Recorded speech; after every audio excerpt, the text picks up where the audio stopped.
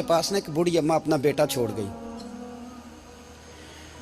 تو حضرت صاحب نے کو 2 4 5 مہینے رکھا، تو بعد میں اس کی اماں کو بلا کے کہا کہ تو بیوہ ہے، بیٹا تیرا یتیم ہے، میں نہیں چاہتا کہ اس کا وقت ضائع ہو، یہ پڑھنے والا کوئی نہیں، سارے نہیں بھائی پڑھنے والے ہوتے، اب یہاں علماء بیٹھے ہیں، میں بے ادب بھی نہ ہو جاؤں، کچھ پورے 8 سال لگا کے بھی آ جاتے ہیں، سند بھی ان کے پاس ہوتی ہے، ناراض نہ ہو جانا، یہ تو سب اچھے لوگ ہیں، سند ہوتی ہے پر پتہ کوئی نہیں ہوتا، یہ اعلیٰ حضرت نے لکھی ہے بات، سند ہوتی ہے، پوری ڈگری ہوتی ہے، اس پہ کئی لوگوں کے سائن بھی ہوتے ہیں، تو بہت سارے طالب علم ایسے ہوتے ہیں جو مدارس میں کہتے ہیں میں فاضل فلاں ہوں، لیکن کوئی شے پاس، تو مولانا سردار احمد صاحب محدث اعظم پاکستان رحمۃ اللہ علیہ اس بوڑھی کو کہنے لگے تیرا بیٹا کند دینا ہے، پڑھنا پڑھانا اس نے کچھ بھی نہیں، تو یتیم بچہ ہے، کل کو تو کہے گی کہ میرے بیٹے نے وقت ضائع کیا تو واپس لے جا۔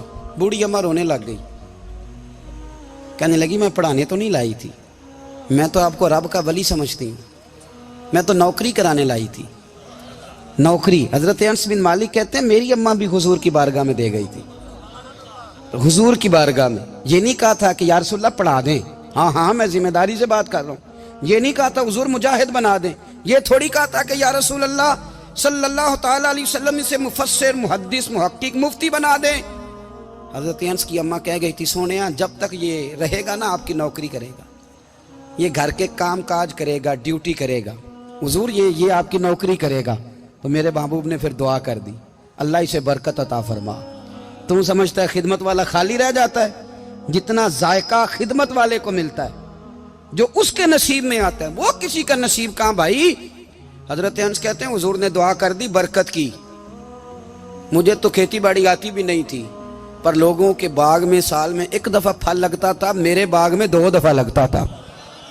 حضور نے دعا کر دی یا اللہ اسے اولاد دے، فرماتے ہیں میرے بیٹے، میرے پوتے، میرے نواسے، میری بیٹیاں، فرماتے ہیں میں زندہ ہوں اور میری 100 اولادیں موجود ہیں۔ پریشان ہو گیا 100 سن کے کہ بچے 2 ہی اچھے، 100 اولادیں میری موجود ہیں۔ حضرت انس بن مولانا سردار احمد صاحب کے پاس نا چھوڑ گئی بچہ، کہنے لگی حضرت جی میں کو پڑھانے کے لیے تھوڑا چھوڑ گئی ہوں، میں تو اس لیے چھوڑ کے گئی ہوں کہ آپ مہربانی کریں خدمت کرائیں۔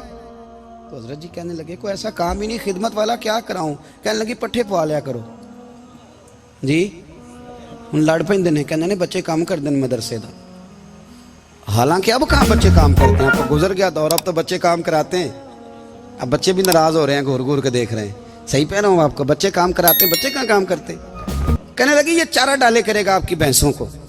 تو حضرت نے اس کو کہا کہ بی بی چارہ میری بھینسوں کو ڈالنے کے لیے میں نے بندہ رکھا ہوا ہے، تو جا لے جا۔ کہنے لگی ہاتھ باندھ کے حضور مہربانی کریں رکھ لیں، چارہ ڈالے گا، اور پتر توجہ سے چارہ ڈالنا حضرت کی بھینسوں کو۔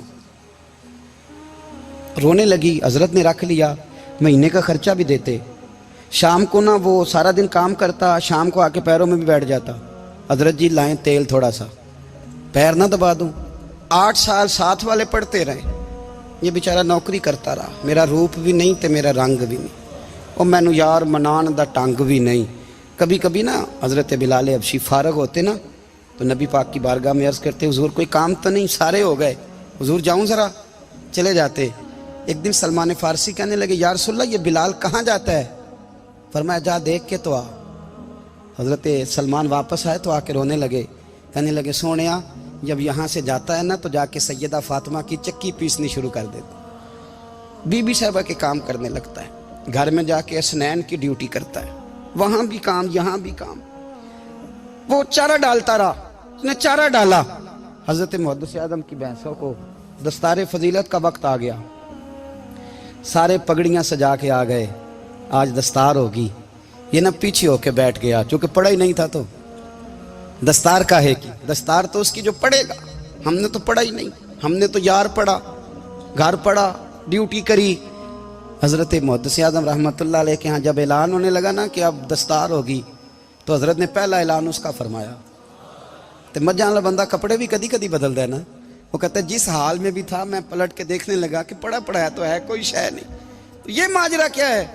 پیچھے سے اٹھ کے آئے تو کہتے ہیں باقیوں کی دستار کسی عالم نے کی، کسی صوفی نے کی، لیکن یہ بھینسوں کو چارہ ڈالنے والا جب آیا تو محدث اعظم نے فرمایا پگڑی کے بال کو کوئی ہاتھ نہ لگائے، یہ ساری دستار میں نے کرنی ہے۔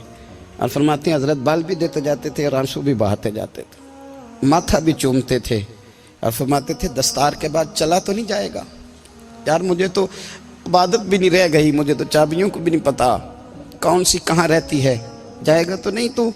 तो रो पड़ा, कहने लगा सोने जाए तो वो जिसके पल्ले कुछ है हो, आता जाता तो है कुछ नहीं, मुझे किसने रखना है, मैंने कहाँ जाना है, इधर कहाँ, तो इधर ही रहूँगा। वो उस तालिब इल्म के सारे उस्ताद भाई कहते हैं उसने दस्तार कराई, पढ़ा पढ़ाया कुछ नहीं, पर जो मसला अड़ जाता था ना, वो जो अड़ जाता था ना, वो जाके उससे पूछते थे तो किताबें खोलने की जरूरत नहीं पड़ती थी।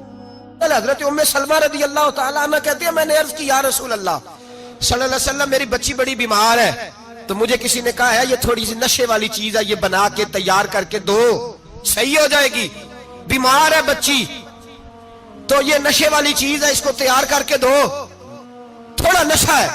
अगरचे बाज, मैंने शुरू में कहा, बाज लोग मरीज को, सख्त मरीज को ऐसी अद्वियात जो मजबूरी बन जाए उसकी गुंजाइश और इजाजत देते हैं। मोहतात उलमा तो उसमें भी बहुत सारी चीजें पहले बयान करते हैं, लेकिन उसने कहा जी निरा नशा देना है शिफा के लिए। तो हज़रत उम्मे सलमा कहती है मेरे नबी पाक ने मेरी तरफ देखा, मेरी तरफ, तो मैंने कहा या रसूलल्लाह आप क्या फरमाना चाह रहे हैं? तो नबी पाक ने फरमाया उम्मे सलमा कभी नापाक चीज में भी शिफा हुई है, कभी नापाक चीज में भी, कभी शराब और खमर में भी शिफा हो सकती है। शिफा रब करीम ने रखी है पर शहद के अंदर रखी हुई है, शिफा अल्लाह ने रखी है कुरान मजीद में रखी हुई है, तो इसमें भी कभी ये हुजूर ने बयान किया है कि इसके अंदर शिफा हो सकती है। तो उम्मत कितनी दिलेरी करती है जो ये मशवरे देती है कि उसके अंदर नशा है, शराब है, तो खांसी चली जाएगी तो फलानी बीमारी चली जाएगी। ना आओ इन चीजों पे, ना अपने ईमान को खराबी दो और ना ऐसी बातें करो जिससे कि डायरेक्ट रसूलुल्लाह सल्लल्लाहु अलैहि वसल्लम के वाज़ेह इरशादात की मुखालफत हो। मेरे नबी पाक सल्लल्लाहु अलैहि वसल्लम ने फरमाया, और फिर कुछ लोग कहते हैं थोड़ी पी है जी। अब तो मैं तज्जिये में पढ़ रहा था कि ऐसी शराब इजाद हो गई है, लोग शराब पीते हैं और वो मस्त भी रहते हैं, कार भी चलाते रहते हैं, कहते हैं जी नहीं हमारा ज़हन माऊफ नहीं हुआ तो ये वाली सही है, नशा नहीं लाती। मेरे नबी पाक सल्लल्लाहु अलैहि वसल्लम ने फरमाया जिस चीज की थोड़ी मिकदार, ज्यादा मिकदार हराम है, उस चीज की थोड़ी मिकदार भी हराम है, जिसकी ज्यादा मिकदार हराम है उसकी थोड़ी भी। तो खमर और शराब अगर फुल पीना जायज नहीं तो थोड़ी पीना भी जायज, ये हराम है और हराम थी और कयामत तक हराम ही रहेगी। मेरे नबी पाक सल्लल्लाहु अलैहि वसल्लम ने मना किया और हुजूर ने इजहार नापसंदीदगी फरमाया, और मैं 40 दिन तो इबादत ही कबूल नहीं होती शराब पीने वाले जब तक सच्ची तौबा ना करे। ये लफ्ज जब अदा करता हूं तो शर्म से मेरी जुबान लड़खड़ाती है कि यार दरबारों पे भी नशा बिकता है। मैं ये बात कर रहा हूं सूफिया का तर्जुमान, दरबारों पे, मजारों पे, और सज्जादा नशीनों तुम्हें जमीन निगल जाए, आसमान तुम्हें ले उड़े, तुम पर कहर नाजिल हो, तुमने बाप दफन करके तो वहां नशे का अड्डा बना लिया, माओ से बेटे छीनने लगे हो, औरतों के सरों से कपड़े छीनने लगे हो, सुहाग मारने लगे हो, बेटियां और बेटे यतीम करने लगे हो, नशा बेचते हो दरबारों और मजारों पे। ये तमाशा लग गया। आप कैसे करूं ये बात, पर करनी पड़ रही है, मजबूरी है, ये मजमून मुकम्मल नहीं हो सकता। बंद कर दे वो दरबार, हमें नहीं चाहिए जिन दरबारों पे नशा बिकता है। मैं जिम्मेदारी से कह रहा हूं, बात रिकॉर्ड हो रही है। जूते की नोक पे वो सज्जादा नशीन जो उम्मत को ड्रग्स देता है, वो सज्जादा नशीन का डेरा नहीं, वो गंद का अड्डा है, वहां से फैज नहीं मिल रहा, उम्मत की तबाही हो रही है। बता दो, फैला दो, इसको एतराज करना है करो। मेरे रसूल पाक सैयद आलम सल्लल्लाहु ताला अलैहि वसल्लम का दीन जरूरी है, किसी पीर की सज्जादगी जरूरी, बोलिए सज्जादगी जरूरी। बड़ी जिम्मेदारी से कह रहा हूं और नुमाइंदगी कर रहा हूं अपनी जमात की। ना हमारे बुजुर्गों ने कल इसकी हिमायत की थी, ना आज करते हैं, ना कयामत तक करेंगे। बंद कर दे वो दरबार और मजार।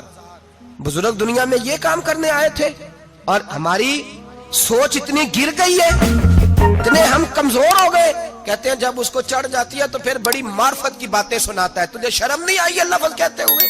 अब नशई तुझे मार्फत सिखाएगा? अब तू शराबी से, भंगी चरसी से दीन सीखेगा? कहते हैं उसने पी हुई थी, चढ़ी हुई थी, मैं बात कर दी तो मेरा काम बन गया। اتنی گندی اور میلی سوچ صاحب ایمان کی ہوتی ہے، تو اب نشیوں سے جا کر دعائیں کرائے گا؟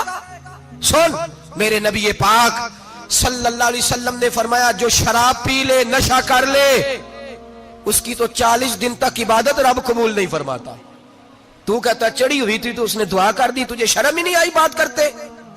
حیا ہی نہیں کیا تو نے جملہ بولتے؟ یہ کوئی تصوف اور طریقت ہے؟ جاؤ اٹھا کے لے جاؤ۔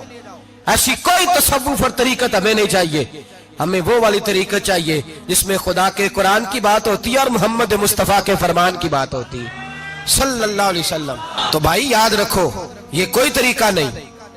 ایک مزار ہے، مجھے ایک صاحب کہنے لگے آ جائیں یہاں بھی فاتحہ پڑھیں۔ میں نے کہا یہاں کیا ہے؟ کہنے لگے تھے تو بابا جی نشہ وشہ کرتے، پر اب سنا ہے لوگوں کی منتیں بڑی پوری ہوتی ہیں۔ مجھے جذبات بڑے کم آتے ہیں۔ میں نے اس آدمی کو گریبان سے پکڑ لیا، میں کہ ادھر ہٹ، وہ تو نشہ کرتا تھا اور تو جاتا تھا، تیری یہ کیسے طاقت ہوئی؟ تو نے مجھے مشورہ دے دیا، تو ہمیں کمزور سمجھتا ہے؟ ہم کمزور ایمان کے لوگ ہیں، اور میں یہاں تجھے کہوں گا نہیں نہیں میں یہاں نہیں جاتا، میں وہاں جاتا ہوں۔ بالکل کوئی لگی لپٹی بات نہیں، کھری بات۔ تصوف وہ، دربار وہ جہاں قرآن پڑھا جائے اور رسول اللہ کی حدیث سکھائی جائے، باقی کوئی مطلب نہیں کسی قسم کا۔ میں داتا صاحب کبھی جاؤں نا جلسہ کرنے کسی کام سے، کسی تقریب میں، تو میں داتا صاحب کے مزار پہ نہیں جاتا۔ میں کہتا ہوں یار یہ جرانہ نہیں کہ بندہ کسی کام آیا تھا تو فاتحہ پڑھ لی، واپس چلو، گکھڑ سے سپیشل آئیں گے داتا صاحب کے مزار پہ حاضری دیں۔ اور میرے سنگی گواہ ہیں کہ میں سپیشل ٹائم نکال کے بہت سارے کام چھوڑ کے سپیشل جاتا ہوں، اور میں مراد ماننے نہیں جاتا، میں داتا صاحب کا شکریہ ادا کر دے جاتا ہوں۔ میں ان سے کہتا ہوں حضور آپ کی مہربانی، آپ یہاں آئے تو ہمارے بڑے بھی رسول اللہ کے غلام بن گئے۔ میں تو سلام عقیدت پیش کرنے جاتا ہوں، ہم مزارات پر جانے کے قائل نہیں، بلکہ ہماری تو عقیدت کا درجہ ہی مکمل نہیں ہوتا جب تک ہم مزار پہ سلام نہ کریں۔ پر مزار داتا صاحب کا، مزار خواجہ معین الدین اجمیری کا، مزار غوث اعظم جیلانی کا، مزار محدث اعظم مولانا سردار احمد کا، مزار اولیاء کا، مزار میاں شیر محمد شرف پوری کا، مزار رب کریم کے بندوں کا۔ بھنگیوں چرسیوں کے مزار نہیں ہوتے، اور نام ان مزارات کے قائل ہے، بالکل قائل نہیں ہم۔ میں تھوڑے دن پہلے لاہور گیا تھا، تو میں کار میں میاں صاحب میاں شیر محمد شرف پوری کا ذکر کر رہا تھا۔ میں اپنے دوستوں سے کہہ رہا تھا یار بہت بڑا بابا ہوا ہے، تو مجھے کہنے لگی کرامت کیا ہے؟ میں نے کرامت یہ ہے کہ ساری زندگی سنت کا درس دیا ہے۔ تو مجھے کہنے لگے آپ کبھی گئے نہیں؟ میں نے کہا میں اسپیشل گیا تھا، اور تھوڑے دنوں کے بعد پروگرام بناؤں گا تو میں ساتھ لے کے جاؤں گا۔ ہم مزارات کے قائل ہیں، حاضریاں دیں گے مزاروں پہ، لیکن بھنگیوں چرسیوں کے مزاروں پر جانے کے قائل ہیں؟ زور سے بولے، یہاں جانے کے قائل ہیں؟ کوئی عقیدہ نہیں ہے ہمارا۔ نشہ بکے گا مزاروں پہ، اب یہ تصوف ہوگا وہاں، یہ طریقت ہوگی؟ اور ملت پر رحم کھاؤ خدا را۔ اگر تمہارے قومی ادارے کہتے ہیں رپورٹ کرنے والے کہ 70 لاکھ پاکستانی نشہ کرتا ہے، تو کیا تمہیں یہ نہیں پتا کہ نشہ بیچتا کون ہے؟ کیا تمہیں یہ نہیں پتا کہ ڈرگز کا کاروبار کون کرتا ہے؟ اگر تمہیں یہ پتا ہے تو کیا یہ خبر نہیں تمہیں کہ ان رگوں پر یہ خون اتارتا کون ہے؟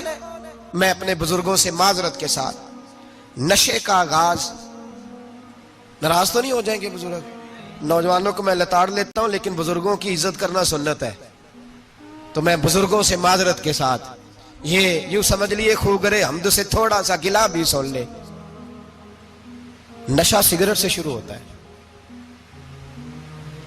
سگریٹ سے۔ میں تمباکو کو حرام نہیں کہتا، یہ فتویٰ نہیں دے رہا۔ تمباکو کا حکم وہی ہے جو مولی کا ہے، جو کچے پیاز اور لہسن کا ہے، کہ آپ جب کھا لیتے ہیں تو منہ سے بدبو آتی ہے، تو آپ مسجد میں آئیں تو آنے سے پہلے مسواک کریں، منہ صاف کریں، پھر آپ آ جائیں، تو جائز ہے، مکروہ ہے لیکن حرام ہے۔ لیکن تمباکو سے آگے جب حالات بڑھتے ہیں، تجزیہ نگاروں نے لکھا ہے کہ ہمارے پنجاب کے کچھ علاقوں میں اب سگریٹ سے نکال کے نا، پہلے بھی بھرتے تھے لوگ اس میں بڑا کچھ، اب پتہ ہے کہ نیا نشہ ایجاد کیا ہے، اب اس کے اندر چربی بھرتے ہیں اور چھپکلی کو مار کے، سکھا کے، خشک کر کے، اس کو پیس کے وہ ساتھ نشے کے ملاتے ہیں، اور اس کا حال یہ ہوتا ہے کہ آدمی کو زیادہ نشہ ہوتا ہے، اور کہتے ہیں وہ اتنا گند ہے کہ وہ آدمی کسی کو دانت بھی لگائے گا تو وہ بندہ بھی بیمار ہو جائے گا۔ کیا یہاں لوگ اسپرٹ نہیں پیتے آپ کے ملک میں؟ اور ہم کبھی سڑک پہ جاتے ہیں تو نشئی کو دیکھ کے مذاق کرتے ہیں، دیکھنا میں ہارن لگاؤں گا تو گاڑی کے ہارن سے گر جائے گا، لیکن تجھے پتہ نہیں کہ یہ کسی ماں کا بیٹا ہے، پتہ نہیں کسی بیوی کا شوہر ہے۔ ایک ہمارے دوست ہیں، بزرگ ہیں، ان کا داماد فوت ہو گیا، نشہ کرتا تھا، تو میں تعزیت کرنے ان کے گھر پہنچا تو کھڑے ہو گئے ہاتھ باندھ کے، کہنے لگے حضرت صاحب باقی ساریاں گلاں چھڑ دیو، صرف نشے تے تقریر کریا کرو۔ وہ جب جیتا تھا تو تب بھی اس کے بچے یتیم ہی تھے، یتیم ہی تھے۔ میری بیٹی جب میرے گھر آتی تھی اور میں اپنے پوتوں کے اتنے کپڑے اسے پہننے کو دیتا تھا تو میرا کلیجہ پھٹتا تھا، اور میری بیٹی اس کی زندگی میں بھی بیوہ کی زندگی گزار رہی تھی، وہ میری بہوؤں کے اترے ہوئے کپڑے پہنتی تھی۔ کوئی دعا کرو، کوئی جلسے کرو، یہ لت ختم ہو جائے۔ اور کہنے لگا اب میرے وہ چلا تو گیا ہے، دادا دادی اس کے پہلے کوئی نہیں، چچا ہے کوئی نہیں، جب تک تو میں زندہ ہوں ان نواسوں کو کوئی روٹی کا لقمہ، کوئی کپڑا مل جائے گا، لیکن سوچتا ہوں میں بوڑھا ہوں، مر گیا تو ان کو کوئی پوچھے گا بھی نہیں، کون ان کی خبر۔ اتنا ظلم اس قوم سے، اتنی زیادتی، اور آرام سے لکھ کر لوگ گزر گئے کہ یہ 70 لاکھ ہے، ان کا درد تو سمجھو، تکلیف تو سمجھو۔ 7 فٹ کا سونا جوان اور نشے کا عادی ہے تو کسی نالی میں پڑا ہوا ہے۔ اور میں نے کہا اس قوم کے ساتھ اس سے بڑا بھیانک مذاق کیا ہوگا۔ کوئی دانشور تھا بڑا ظالم، اس ظالم سے کوئی مشورہ لینے آیا، اس نے آ کے کہا تو بڑا ظالم ہے، بڑے کڑوے مشورے دیتا ہے، میرا ایک دشمن ہے، میں اس سے بدلہ لینا چاہتا ہوں، میرا دل کرتا ہے اس کا بچہ قتل کر دوں تاکہ وہ تڑپے۔ تو ظالم نے کہا اسے قتل نہ کر، وہ تو اس کا باپ 2-4 مہینے رو کے چپ کر جائے گا، پھر میں سخت سزا دینا چاہتا ہوں، مشورہ دے۔ تو اس نے کہا اس کے بچے کو نشے پہ لگا دے، جس کا بچہ نشہ کرے گا وہ باپ روز مرے گا، روز جیے گا، وہ ماں روز مرے جیے گی، نشے پہ لگا دے۔ اس قوم کے ساتھ سب سے بڑا ظلم یہ ہوا کہ ملت کا جوان نشے پہ لگ گیا، ڈرگز پہ لگ گیا، اتنے تباہ حالات ہوئے کہ جوان چڑھتی جوانیاں، اماں نے کتاب دے کے بھیجا تھا، اور کالج سے واپس آئے تو نشے کے ٹیکے ہاتھوں میں پکڑے ہوئے، ٹیکے۔ اور آپ کے اس ملک کے اسلام آباد میں ایک دن میڈیا نے وہ خبر بھی وائرل کی اور وہ چیز بھی دکھائی لوگوں کو، 3 مہینے کا بچہ لے کے نشئی سڑک پہ آ گیا، اس نے کہا میرا نشہ ختم ہو گیا، میرا بچہ خرید لو، 2 پڑیاں دے دو۔ تو وہاں بیبیاں جو سن رہی تھیں وہ بھی چیخیں مار کے رو رہی تھیں۔ یہ ظلم کیا اس قوم کے ساتھ، اور کرپشن کی لعنت نے اجازت دی سپلائی کرنے والوں کو کہ گلی گلی بیچے، گلی گلی۔ انہوں نے کچھ تھوڑا ظلم نہیں کیا ان حکمرانوں نے، اور ہماری اپوزیشن اس کو نہ صرف اتنا پتا ہے کہ یہ جائیں اور ہم آئیں، اس سے زیادہ کوئی غرض نہیں۔ بھائی کرپشن کے خلاف نکلے ہو تم، نشے کے خلاف کس دن نکلو گے؟ جوئے کے خلاف کس دن؟ قوم تو مر رہی ہے نشے سے، اس کے خلاف میدان میں کب آؤ گے؟ صرف اتنا ہے کہ یہ جائیں اور ہماری باری آئے، اس سے زیادہ کچھ نہیں۔ جتنے مجرم وہ ہیں اتنے ہی تم بنتے جا رہے ہو۔